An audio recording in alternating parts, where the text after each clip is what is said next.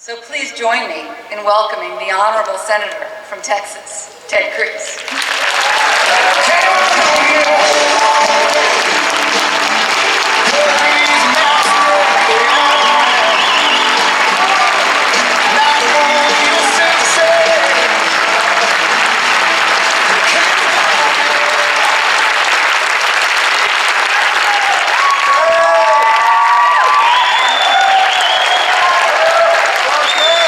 Good morning.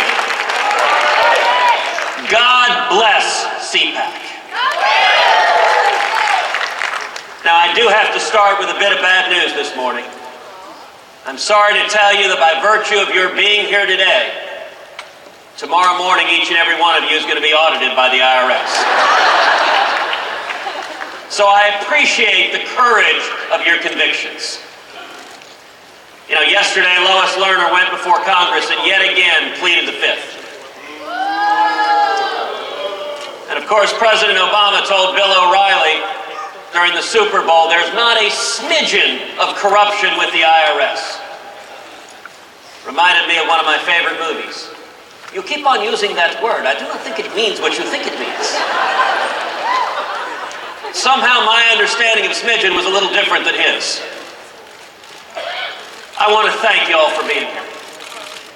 You are here today at CPAC because you understand the stakes in this country have never been higher. You are here because you understand our country is at a crisis point. We are at the edge of a cliff. Liberty is under assault. And what I want to talk to you all about this morning is how we win. There are a lot of DC consultants that say there's a choice for Republicans to make. We can either choose to keep our head down, to not rock the boat, to not stand for anything, or we can stand for principle. And they say if you stand for principle, you lose elections. The way to do it, the smart way, the Washington way, is don't stand against Obamacare, don't stand against the debt ceiling, don't stand against nothing. I want to tell you something, that is a false dichotomy.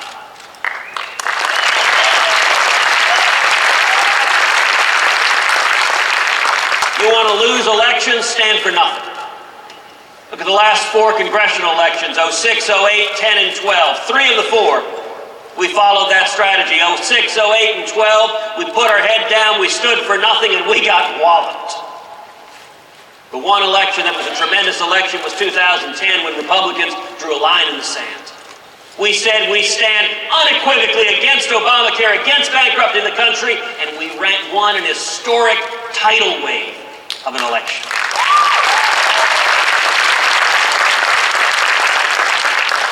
And then, of course, all of us remember President Dole, and President McCain, and President Romney. Now look, those are good men, they're decent men, but when you don't stand and draw a clear distinction, when you don't stand for principle, Democrats celebrate. So I'm going to stand here today, and let's take for an example, young people.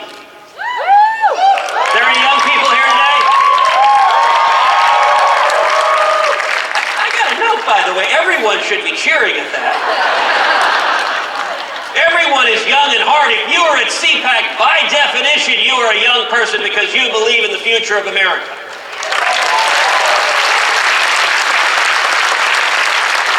But I want to give you an example of how we win young people. And that's an example of how we win elections across the board. I'm going to suggest a radical agenda to you. Hope and change. You look at the last 5 years of President Obama, as hope has diminished across the world. As the people of Ukraine have seen Russian tanks move into their sovereign land, as the nation of Israel has been left without its friend and ally, the United States of America. You look at home, with the lowest labor force participation since 1978, millions have lost hope because under President Obama, the American dream is harder and harder and harder for anyone to achieve. And I got to tell you, change, real change, is changing the corrupt and broken system that is here in Washington, D.C.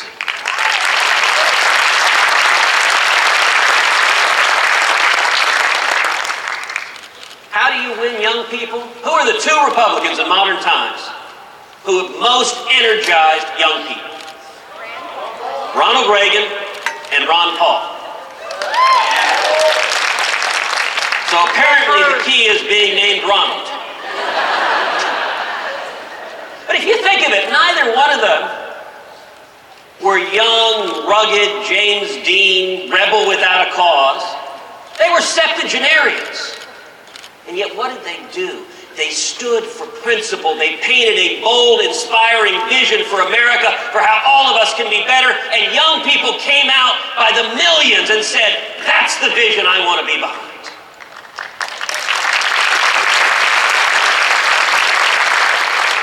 If you were to sit down and try to design an agenda to hammer the living daylights out of young people, you couldn't do better than the Obama economic agenda. Under President Obama, we've had 5 years of the great stagnation, no economic growth, which means one generation after another coming out of school can't find jobs. You know, economists are referring to this generation of young people as a lost generation. Obamacare, one of the easiest ways to understand it, it's a massive wealth transfer from young, healthy people to everybody else. And then our national debt from $10 trillion to $17 trillion. Who the heck do you think is going to pay for that? The Obama agenda has been horrible for young people, and yet how many Republicans said that? Does anyone remember in the last election anyone going and making the case to young people about there is a better way, a brighter future? How do we win? How do we inspire young people? Number one, we tell the truth.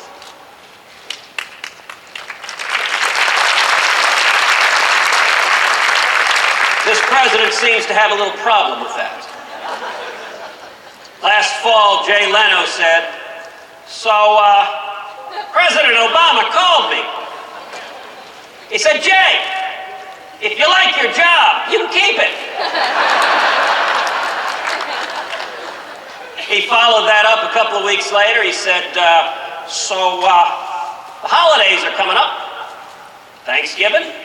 You know, the first Thanksgiving, the Pilgrims said to the Indians, if you like your land, you can keep it. We need to tell the truth. The truth is, Washington is corrupt.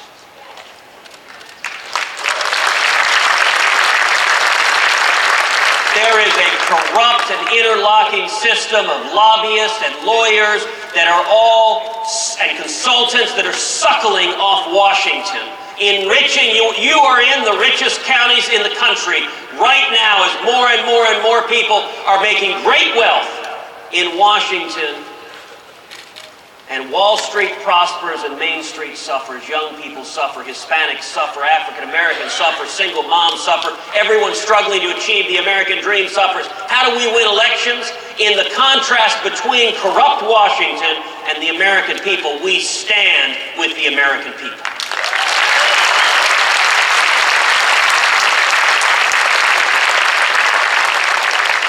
We stand with a straightforward and bold, positive agenda to inspire the young, to inspire women, to inspire Hispanics, to inspire everybody.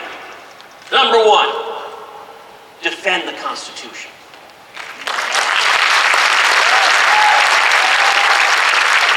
All of it. Defend the First Amendment, the right to free speech, the right to a free press. For all of our friends in the media, free press means not having government monitors sitting in your newsroom.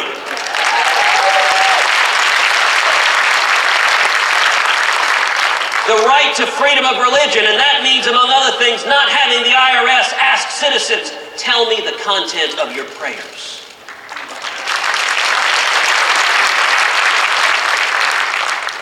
We need to stand for the Second Amendment right to keep and bear arms.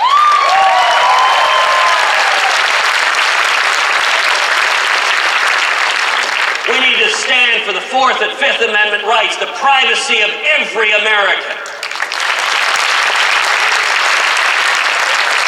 How many of y'all have your cell phones? I'm going to ask you to please leave them on. I want to make sure President Obama hears everything I have to say this morning.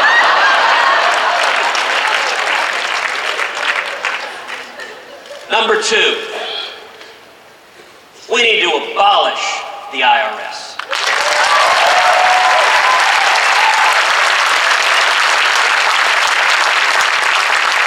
We need to adopt a simple, flat tax that is fair, that every American can fill out his taxes on a postcard.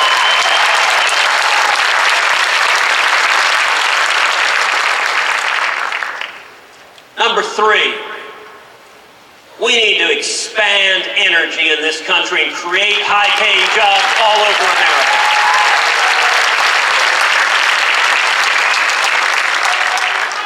President Obama talks about a $10 minimum wage. The real minimum wage with the lowest labor force participation since 1978 under Obama is zero.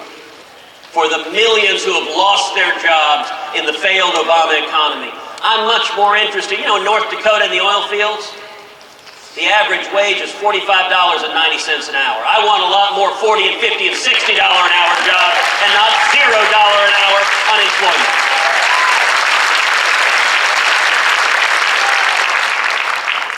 Number four, we need to expand school choice.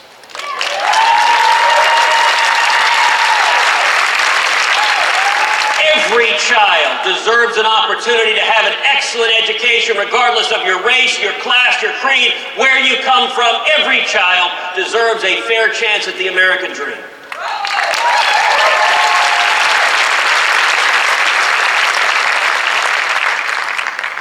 Number five, we need to repeal Dodd-Frank. Talk about a bill that you don't have to read any further than the title to know nothing good could come of it. Number six, we need to audit the Federal Reserve.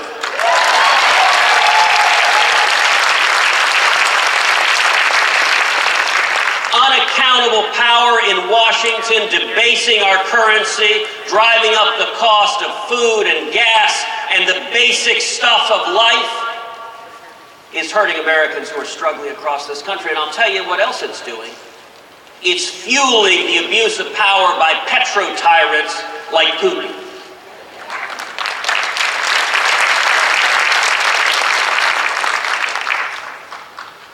Number seven, we need to pass a strong, balanced budget amendment.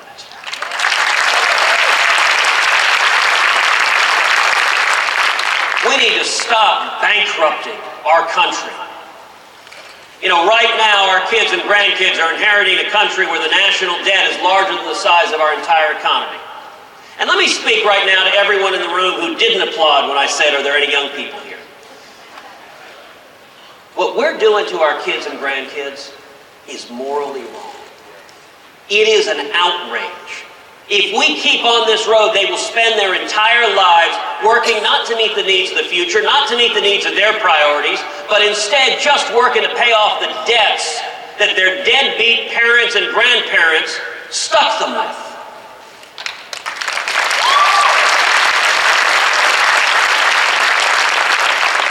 And our parents didn't do that to us. Their parents didn't do that to them, and the reason we are here today is we're not going to do it to the next generation. We are going to turn this around.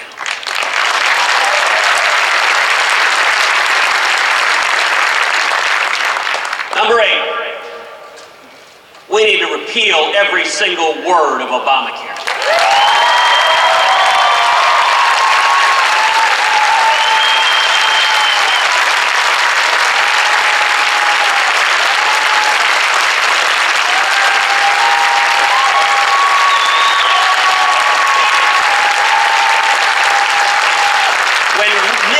Americans stood up last fall and said, stop this train wreck, this disaster that is Obamacare, that is hurting millions of people.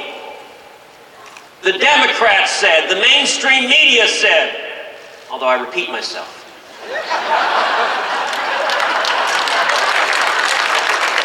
They said, this is hopeless. Don't you understand? Just move on. Just accept it. You can't do anything to stop this. Yes, we can. Yes, we can.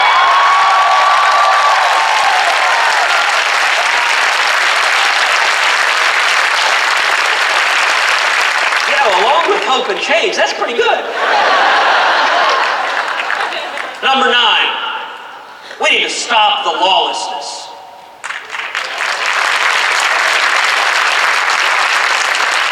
This president of the United States is the first president we've ever had who thinks he can choose which laws to enforce and which laws to ignore. He announces just about every day one change after another in Obamacare. It is utterly lawless.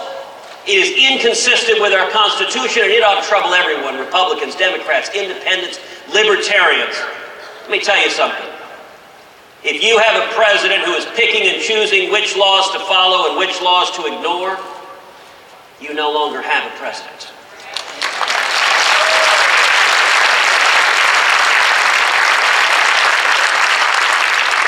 And number 10, we need to end the corruption.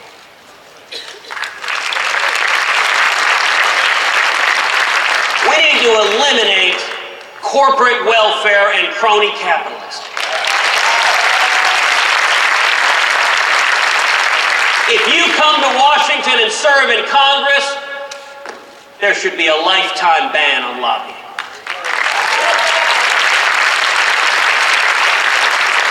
And we need to pass a strong constitutional amendment that puts into law term limits.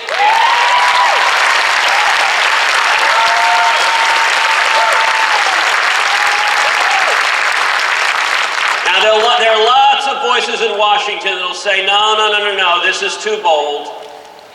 You can't stand against the IRS, that's extreme. You can't say repeal Obamacare, that's really a bit much. Let's just modify it. You can't not bankrupt the country. Let's just slow it down a little bit. A friend of mine suggested a bumper sticker slogan, Republicans, we waste less.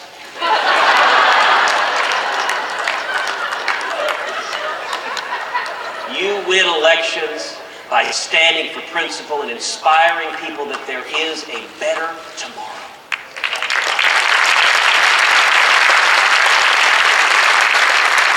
These solutions will not come from Washington, but I'll tell you where they will come from, which is the American people. So let me tell every one of you that took out your cell phones before, let me ask you if you want to join in the Army, because we're trying to mobilize the people across this country, text the word growth to the number 33733. Let me give that to you again. Text the word growth. Growth to the number 33733. Because what we're trying to do to turn this country around is mobilize and energize the American people all over this country. And tweet, if you're on Twitter, tweet the hashtag #MakeDC Listen. I'm going to tell you, in conclusion, I have never been more inspired than I am right now. I'm not inspired by Washington. I'm not inspired by the corruption. I'm not inspired by the mendacity in the White House. I am inspired because all across this country, the American people are waking up. All across this country, people are waking up and saying what we are doing is not working. People are hurting tragically, and we need to turn this country around. We did it in 1980 with a grassroots movement that became the Reagan Revolution, and let me tell you, the same thing is happening all over today.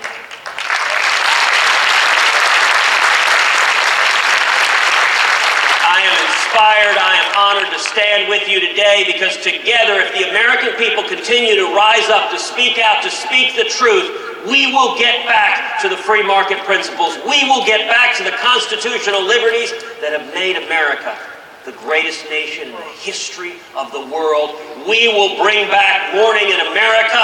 That's why we're here, and that is the future for the young and everybody else in this country.